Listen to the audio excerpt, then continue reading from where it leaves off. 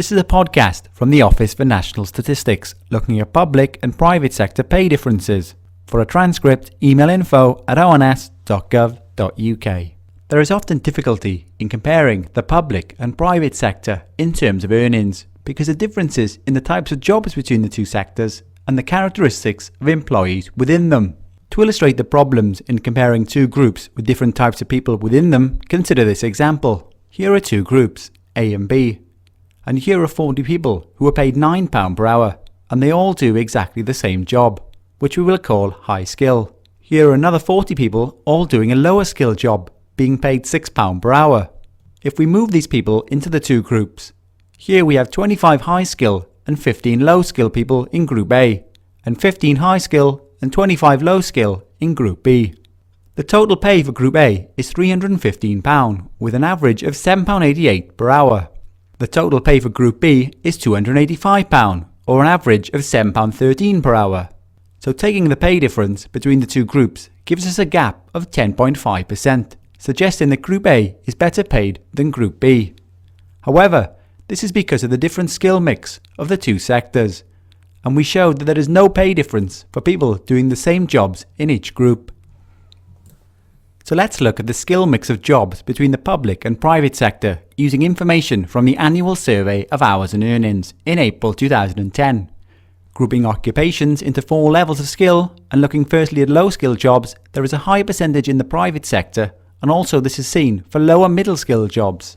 For the upper middle skill jobs, there are a lower percentage in the private sector, and this is also the case for the high skill jobs.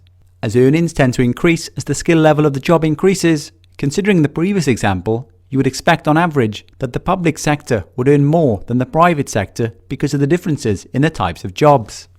Now, looking at the age of employees in both sectors, here is the percentage of employees at each age in the public sector and here the private sector.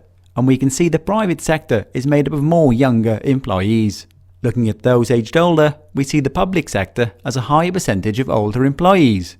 Removing these bars and changing the axis to pound per hour, we will now look at the average pay for each individual year of age. Firstly in the public sector and then the private sector, and we see that earnings tend to increase most up to the early 30s before falling off in the mid 50s, as it is likely that those being paid most leave the labour market earlier. As earnings increase with age and the public sector has a higher percentage of older workers, again keeping everything else the same, you would expect the public sector to earn more on average than the private sector. Looking at the qualifications of employees in both sectors using information from the UK Labour Force Survey, we see that in the public sector, 38% of employees have a degree or an equivalent qualification, with a further 15% with a higher education qualification.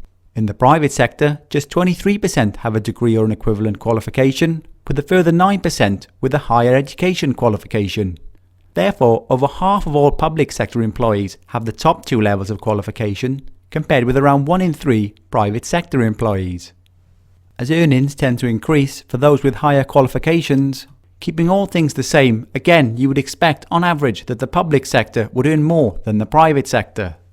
So if we now look at the pay difference between public sector and private sector employees using the Labour Force Survey for each of the qualification levels, we see that up to the higher education level, that on average public sector employees earn more than those in the private sector. However, for those employees with a degree, those in the public sector on average earn less, with it being 5.7% less in 2010. Note that there may be other factors that explain these differences other than the qualifications, for example, the types of jobs which we explained earlier. Another important thing to note when comparing the pay between the two sectors is the pay distribution of employees. To illustrate this, here is a random selection of people which we will say work in the public sector. And here is another random selection of private sector employees. What we see is that the public sector distribution is more compressed than the private sector. What this means is that in the private sector there are more low paid employees, but also more high paid employees than in the public sector. We've explained some of the differences between the two sectors, which make it difficult to compare the averages in pay between them. To account for some of these differences, it is possible to run a statistical method called regression, which aims to estimate the pay difference, keeping all other things the same. A detailed article explaining this method is on the ONS website. Here is an estimate of the pay difference, where for consistency it assumes employees of those banks reclassified to the public sector in 2008 were in the private sector throughout.